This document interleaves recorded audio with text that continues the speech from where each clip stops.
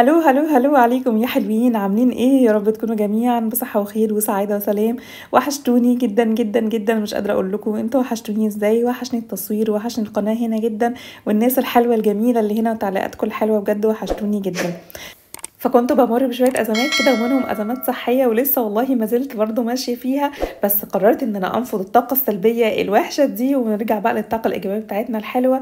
ودخلت عليكم فيديو روتين محترم جدا جدا جدا للبشره، عميق في البيت، وكمان نعمل شيفنج مع بعض قبل وبعد الشيفنج. هتشوفوا انا بستخدم ايه وبعمل شيفنج ازاي لوشي بقالي سنين السنين. بس قبل بقى ما نبدا الفيديو ونشوف هنعمل ايه مع بعض، لازم على طول تحطي اللايك الحلو بتاعك على الفيديو، عشان كل البنات المشتركه في القناه يوصل الاشعار ان في فيديو جديد نزل، وعشان نرجع كمان زي الاول وتشجعوني ان انا انزل لكم فيديوهات على طول باستمرار كل اسبوع. واول حاجه عملتها هو حمام البخار لبشرتي، وخاصه منطقه التي زون، لان اكتر مكان بيتراكم فيه الدهون وبيسبب رؤوس سودا هي منطقه التي زون، عشان اقدر كمان انضفها بشكل عميق.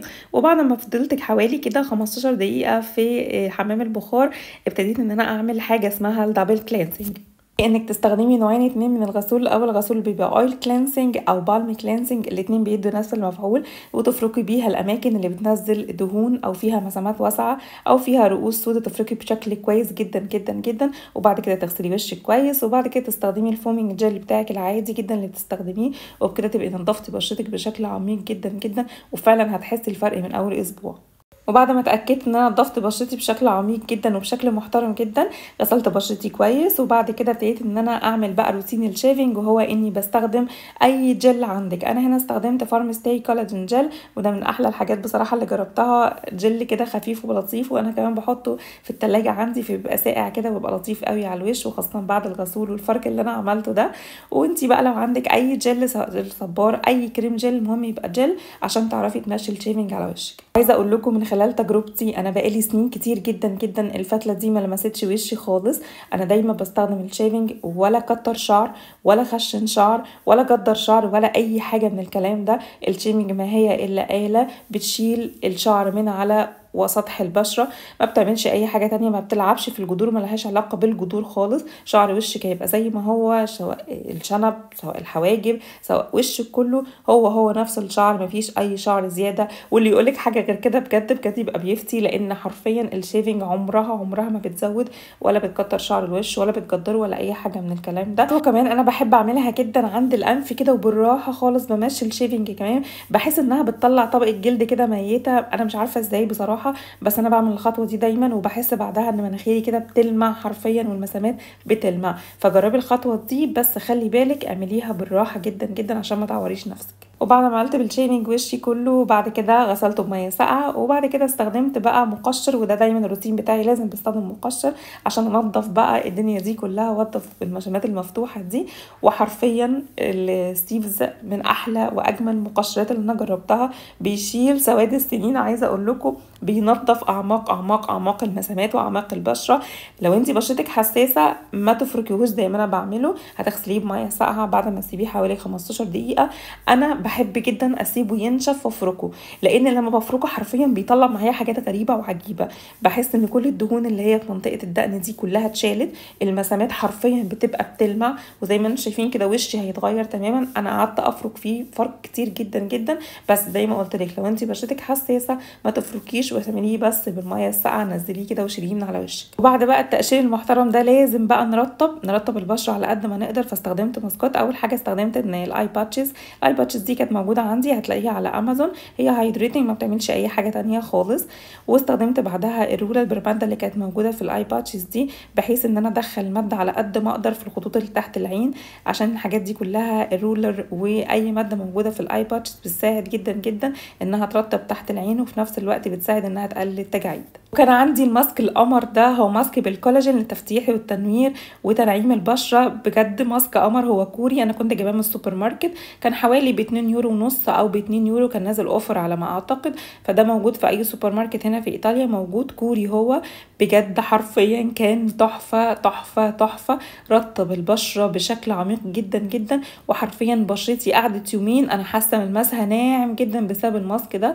عايزه اقول لكم انه عجبني عجبني، واللي عجبني فيه كمان ان هو مش بس على الوش، كمان على الرقبه. فده اول ماسك بصراحه اجربه واستخدمه، بيبقى ماسك كده متكامل بالوش والرقبه. وقبل ما الماده بتاعته بقى سبت حوالي 15 دقيقه، وقبل ما الماده بتاعته وشتي تتشربها ابتديت ان انا اجيب الرولر برده واشتغل على وشي كله. وبجد الرولر والجواشا ستون من اكتر الحاجات اللي بتساعد على ان اي ماده انت بتحطيها على وشك البشره تشربها بشكل كبير وبشكل اكبر. وكمان الجواشا ستون حرفيا حرفيا بتغير البشره تماما تماما تماما. انا بقالي فتره بستخدمها وحرفيا حاسه بفرق كبير في بشرتي. ده غير ان حاسه ان بشرتي ابتدت الى حد كبير تتشد، يعني من غير اي حاجه. طبعا احنا بنكبر في السن وبشرتنا بتتغير، ولحد ما بتبقيش زي وانتي بنوته صغيره يعني. فلازم على قد ما تقدري تبتدي انك تعملي مساج لبشرتك. والجواشا ستون من احسن الحاجات اللي بتحافظ على الحاجه دي. وطبعا انتوا اكيد شفتوا فيديوهات وشفتوا حاجات كتير جدا بتتكلم على الجواشا ستون. وفعلا الجواشا ستون دي حلوه قوي قوي قوي يا بنات، موجوده على امازون وموجوده في اماكن كتير جدا، وفي سيفورا وفي اماكن كتير تقدري تجيبيها وتحطي اي كريم او اي كولاجين او اي سيرم عندك وتبتدي تشتغلي بيها كل يوم بالليل قبل ما تنامي. 10 دقايق كل يوم بالليل قبل ما تنامي حرفيا كافيين انه يغيروا بشرتك خالص ويشدوا معاكي البشره، وهتلاقي البشره ناضره كده وفيها دمويه بجد خطيره خطيره خطيره. وخاصه الناس كمان اللي عندها الجفن النازل زي عندي كده هتبتدي تحسي بفرق على فكره بعد اسبوعين، بس امشي عليها كل يوم بالليل 10 دقايق على الاقل. وده يا جماعه كان شكل بشرتي من غير اي كريم، من غير اي ترطيب خالص. لسه انا ما حطيتش اي حاجه. شايفين منظر البشره وشايفين بتلمع ازاي. وهنا بقى ابتديت ان انا احط الروتين بتاعي العادي خالص اللي بحطه كل يوم. حطيت اول حاجه كريم كده خفيف كده مرطب. السيمبل دي كانت عندي من بيتشي، الكريم اللي هو المينرال طنطا نوفي. انا بصراحه جربت السيرم بتاعه، يعني شايفاه عادي بالنسبه لسعره، عادي زيه زي اي هيلورونيك اسيد تاني، يعني مش خطير قوي يعني بالنسبه ان هو سعره غالي. الكريم بتاعه بصراحه عجبني اكتر لانه خفيف قوي، نسبه الترطيب بتاعه حلوه ومائي جدا جدا، البشره بتشربه بسرعه جدا، وزي ما انتم شايفين كده عمل لي لمعه حلوه قوي. فبصراحه عجبني السامبل جدا. ولو انت عندك بدايه خطوط او تجاعيد تحت العين يبقى لازم تجربي شيسيدو رينكل سموثينج اي كريم. من احلى واجمل الحاجات اللي انا جربتها للخطوط الصغيره اللي تحت العين دي ومحاربتها. بقالي تقريبا شهر بستخدمه، عاجبني جدا جدا.